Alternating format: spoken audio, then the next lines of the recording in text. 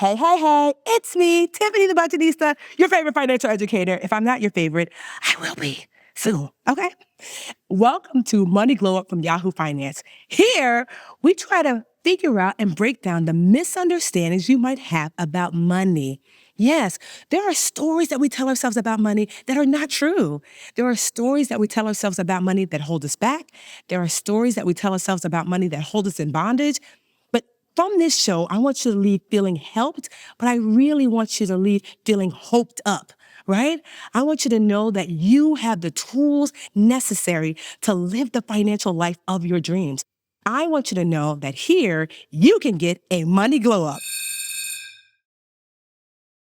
Class is in session, and we're talking about debt. Let's talk about debt, baby. Let's talk about all the ways that you're probably using your credit card and you're not supposed to be. Oh, you thought I wasn't going to check you. I am. Okay. So welcome to class. Today, we're really going to talk about debt, okay? Is debt inherently good? Is debt inherently bad? Debt can have such a profound effect on you physically, emotionally, mentally, even spiritually. But I wonder if we thought about debt in a multitude of ways, right? Like you can use debt to buy a house. You can use debt to buy a car. You can use debt to finance your health, even to finance your education. Those are good things, right? But you can also use debt really to destroy your financial life. You can use debt to buy things that you don't need. You can use debt to fill emotional holes that will never be filled with money.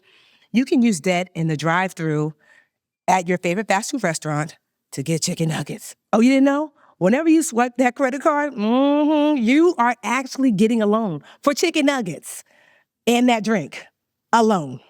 Chicken nuggets. It's happening, right? I want you to ask yourself, am I using debt in a way that actually makes my life better? Am I using debt in a way that's taking my life down? On this particular show, we're going to talk about debt and how it relates to your financial happiness. Have you heard of that before? Financial happiness? Seems like an oxymoron, finance happiness, but it's a thing. And I want to figure out, can debt really play a positive role in financial happiness? Does it just play a negative role when it comes to your financial happiness? And here's the thing. I don't know all the things, but I do know people. And so I invited a special guest to join us in class today. Her name is Asia Evans.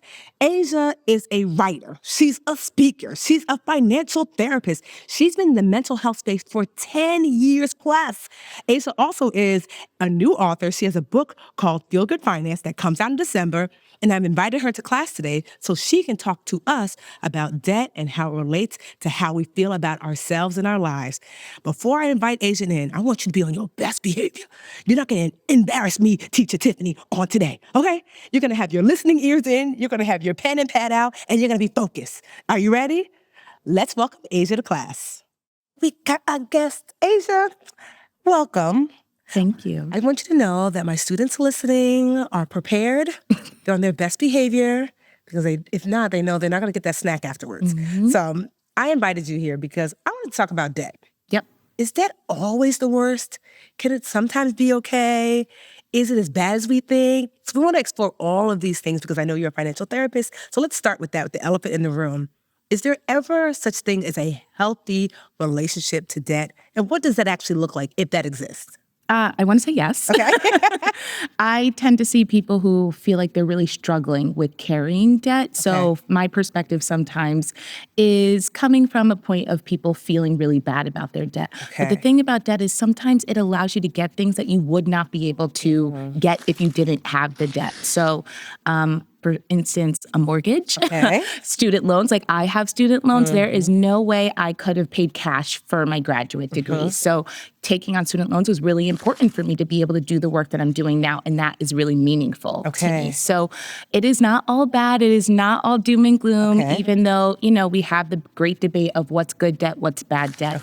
And I think what happens for people a lot of times is they feel really shameful. And I hear that the most around credit card debt, personal loans, or sometimes car debt, if they were like, listen, I need that fly whip. And they went and bought a car that maybe was a little outside of their budget, and now they're feeling really bad about it. So past money mistakes really impact people and how they feel about themselves.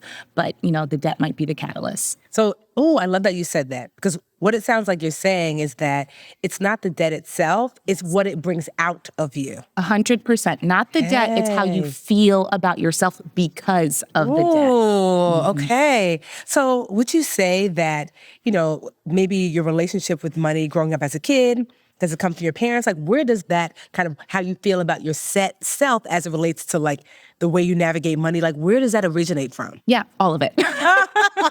So yes, it is about what you saw your parents doing, how they talked, nonverbal communication. If you picked up on the tone of voice or things that were going on around you, and not just your parents, it could be other family members. It could have been at school, in the media, the news, all of the information that you're getting from the outside world contributes to how you think about money. And really what we're talking about is your relationship with money, your money story, which is all of your life's experience pertaining to finances. And then add on top of what comes into play with your money beliefs. So those money beliefs could come from your parents and the modeling, but it also could come from some kid in 3rd grade who was like, listen, do you have these new sneakers? You aren't as worthy because you don't. And I'm sure this little kid is not saying it that way, right? Choice words. But those are the things that really impact us growing up and how we think about ourselves and our money. Well, how's anybody able to be healthy? Because honestly, despite growing up in a household where we didn't have this doom and gloom like focus on money in my house, and my dad was really healthy with talking to us about how do you budget, how do you save. I had, during the Great Recession, which sounds odd to call it the Great Recession, didn't seem so great. It wasn't. I lost everything, and it made me terrified of losing everything again. Right. And so here I was, healthy. This traumatic thing happens, and I really struggle with always thinking, I'm going to be broke again. If I get into debt, I'm going to be broke again. And I still carry some of that. I call it like the post-traumatic broke syndrome. 100%. Trauma. Yeah. So it's like, how does anyone even get healthy when it comes to their money?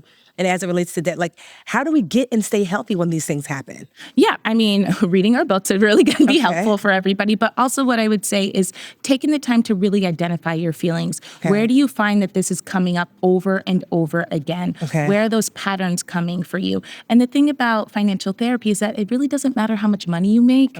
Some people could be, millionaires and they're doing great, but still have these feelings. Or raise his hand. I love it. Or you may not have as much money and you're still going through the same feelings as somebody else. So it doesn't matter how much money you have. And I think a lot of times we get caught up in that. It's those feelings, that financial trauma of, oh my God, am I going to make my bills? Is this going to be okay? Can I provide for myself or my family? That worry and that stress really kind of shifts our perception of what is safe and what's not. And that's kind of what you're trying to safeguard. Am I going to be okay? Am I going to be stable? Does debt mean I'm unstable now? And that's what's really hard. So I'm like, hold on, let me find out. I could pause Dr. Green. That's my therapist. I mean, in conjunction, no, right? Of course, yes. So I was going to ask, because I have an amazing therapist. She's a dope woman.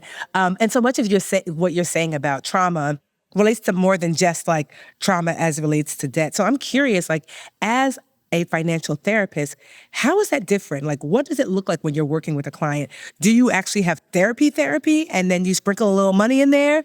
Or is it money focused first? Like, what does that look like, a session with you? Yeah, so for me, it's a little bit of both. And my clients will know I'm a little feisty, so I'll take you there. You're like a feisty therapist right around these parts. We're going to be a little sassy. We're going to go there because it's really difficult to talk about money. A lot of times people feel so much more comfortable talking about, anything under the sun, but talking about money can be really, really difficult to people. So what I like to do in the beginning, it's kind of like, hey, what's the crisis? What brought you in? Why was now a good time for you? And then figuring out what's going on. And for some people, that is us looking at their numbers because something is pressing. And for other people, it's like, okay, take me way back. Let's start at the beginning. Walk me through your money story. Walk me through how your parents talked about money, all the money experiences that we were just talking about and naming. That's what we're doing first. And then what I'm doing is picking out the patterns. What comes up for you? And then how does that intertwine with your mental health? So a lot of times we don't realize that, oh, I am spending this money because of my self-esteem. You're not thinking that. I'm thinking that. Okay. But you may not be thinking that.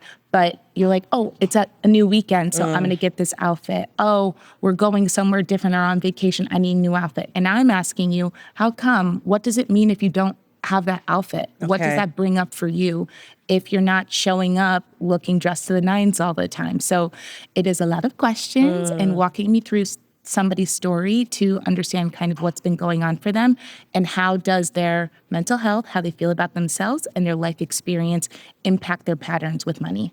It's crazy because when I probably was looking for a financial therapist, but I found a therapist and I found a financial advisor. Yes. Because I couldn't break past, at one point, this is going to sound so embarrassing, I had so much money in savings. Even as a financial educator, I knew this is too much money in savings. Right. But I felt like grandma with the money under the mattress. Yep. I need to lay eyes on you. Yes, I need to see it because it's safety. What you were trying to do is I'm secure. I see it. I know it's there. It means that I'm stable and I won't go back to that place where I was uncomfortable. Yes. Oh, yeah. I'm like, praise this up here. Right? Asia, hold that thought. You stay right there. We're going to take a quick break and we're going to be right back because this is getting too good.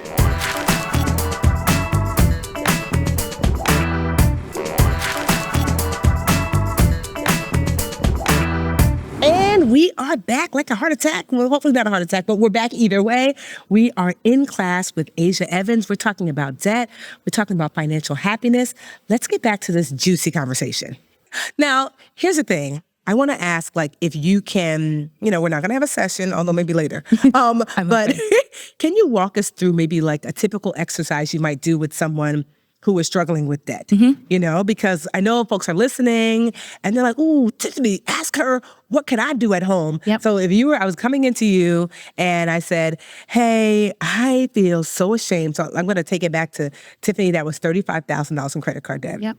I trusted a friend. He was a liar and a thief, and he's in jail.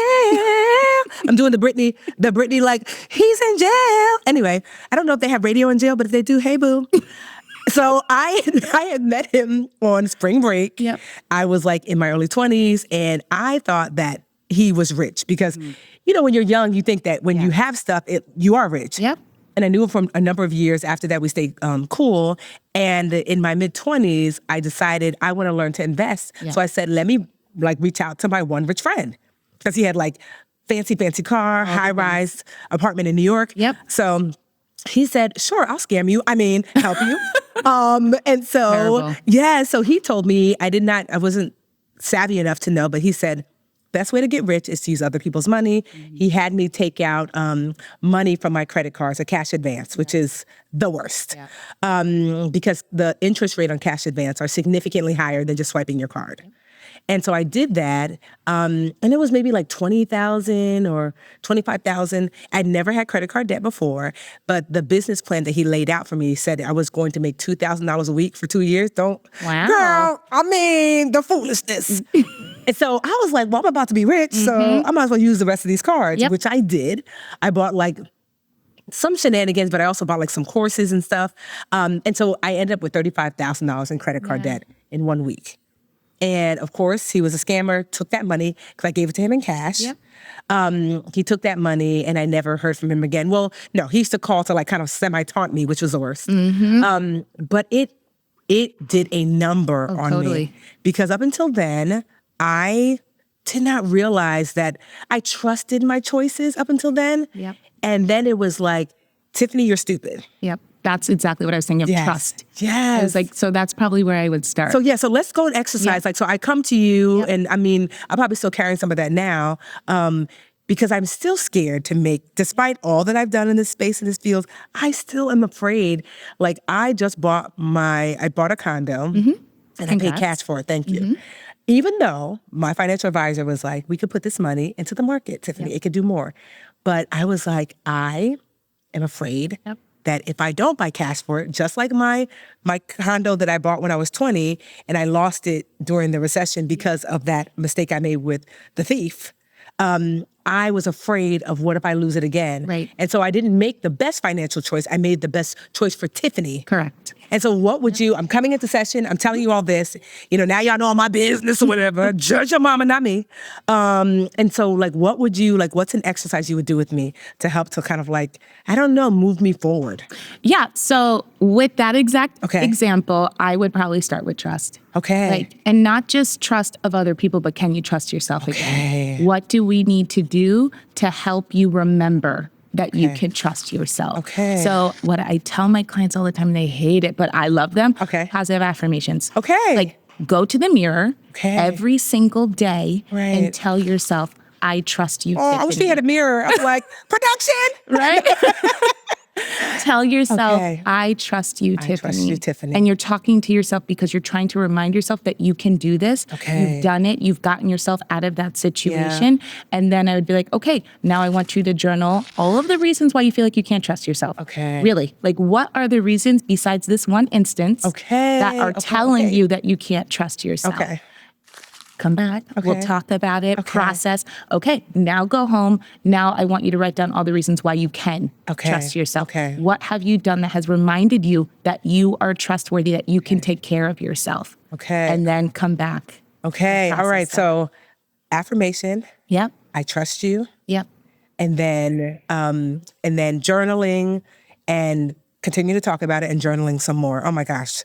Okay. So would you say that this is one of the most powerful things that someone can do? Yeah. A lot of times people one, talking about it is huge. So the fact that you're even coming to my office to talk about it, major step for people.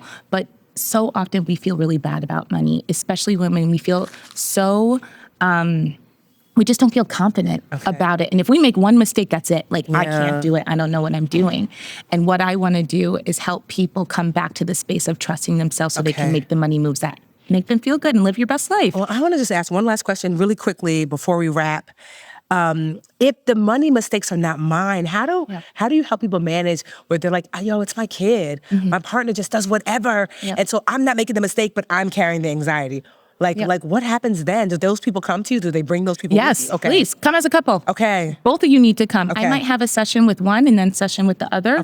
But we need to talk about what is coming between you want to do one thing, your partner wants to do another thing, and you are incongruent. And how do we get you on the same page so you're communicating and talking about your money and feeling good about it so that you can, trust each other.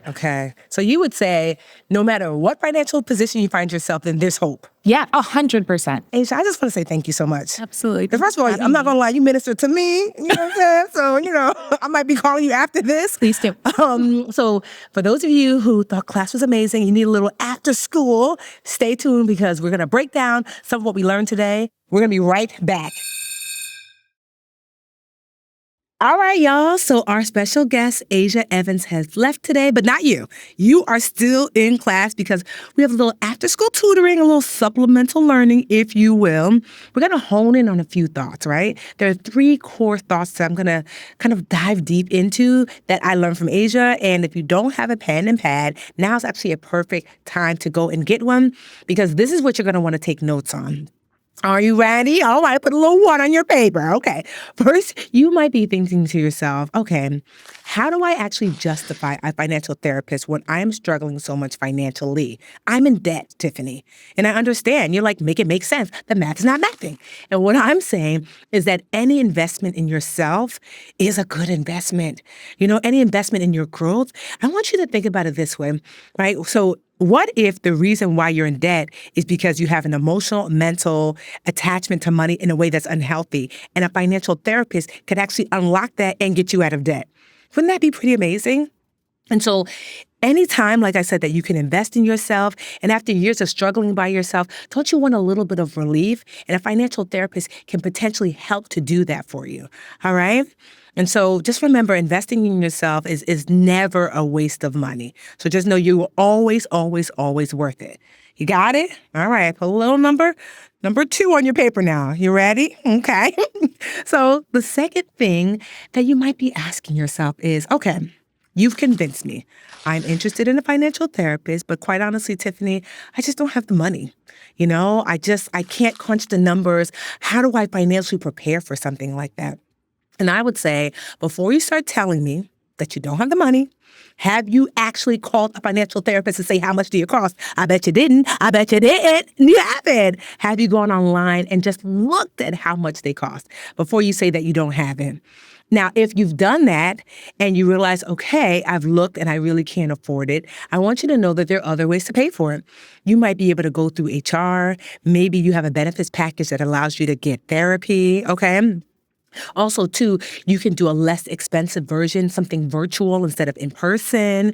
You could also even do group sessions. And there are free tools, like on Asia's website alone, right? That she has free tools to get you started now. No excuses, because guess what? Everybody can afford free. Even you with no money, you can afford free.